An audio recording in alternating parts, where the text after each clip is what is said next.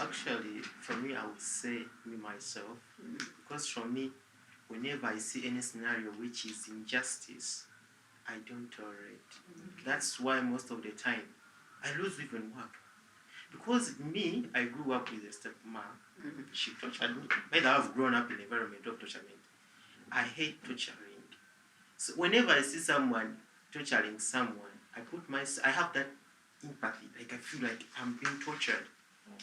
So when like this right, I say that it starts with you. If it starts with you, if where you see that there's no balance, act. Because I remember there's a scenario, I used to work in a workshop. Whenever we hear a car bumping something, we just say, continue. For us, we thought that's a joke. But one day they knocked my sister in that scenario of saying continue. Yeah.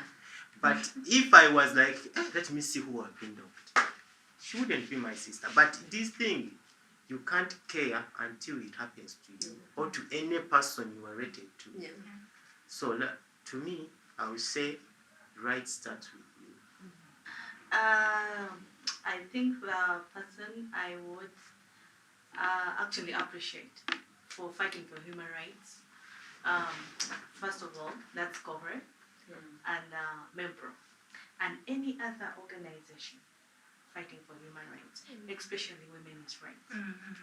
The jobs they do with the workshops to educate us about our rights, how to fight for our rights, that's a good job. And where Nelson Mandela said, you can't be free unless someone is joining you in that freedom. The collectiveness of people coming together, the organization, you sitting down and saying, I'm going to get some people to talk about human rights. That is a walk to freedom. That can't be done alone until you get other people to join you on the journey. And that is like so encouraging that the next time we are seated, a few of us here, tomorrow it may be 20, 30, so it's really a good job. In a hotel somewhere. Yes. Yes. It's not small. It's not small, but it grows. Yeah. So that is the encouragement. That's like these people doing all this can lead us somewhere. You have to start from somewhere. Yes, thank you. Okay, me, I know this might sound silly, but that's it. So, like, I feel like I'm not free. The reason, the fact that they cannot allow me to be myself. Whether I bring the husband or I don't bring my husband, they should leave me free. I should decide when to bring the husband, but not on their pressure. I'm not free. Okay. Those two things. One is what you have just said. I have lived that, and I was married off because I know I've experienced it. Feeling that without a man, I think I like the attitude of Angela Katatumba. Angela Katatumba, because she says, you people you focus so much on men, husband, wife. Don't focus on those things. Focus on what makes you happy. Exactly. I think that's now where a parent-child relationship should fall. You see, if you're my parent and my loving and respectful parent, don't focus on choosing for me, deciding for me, wanting me to be what you want me to be. Ask me what I want to be. If you want to have an audience with me to discuss it, ask me what you want me to be, or what are my aspirations in life. It could be not a child, it could be not a husband, it could be not a wife. Or even the timing. Or even the timing. I may be setting myself saying, when I'm 35, I'm gonna get married. But you are pushing me from a time when I'm 18, just because I'm not in school. 18, I'm 19, you're putting me, I'm 20, you're putting me. So I'm gonna walk into any man who comes to me and say, marry me. You are saving me. Because my pressure is too much. After you know? That, she goes for counseling. Exactly. So I live in the trauma.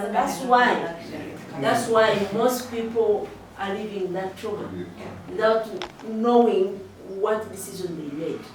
And if you ask, if you put few people there and say, I'm not bragging. If you ask people, say, tell me, why did you marry your wife? why did you marry your husband? Why did you choose to have it? Say, family pressure, I have to, I am growing. These are not the right answers. The right answer should be, man, I was feeling I needed a child. I was feeling I needed a partner. I loved this person. Those would be better reasons for our sisters, for our brothers, for our communities to be. I think for me, I'm not going to choose one. I would say Stella, I would say there are so many.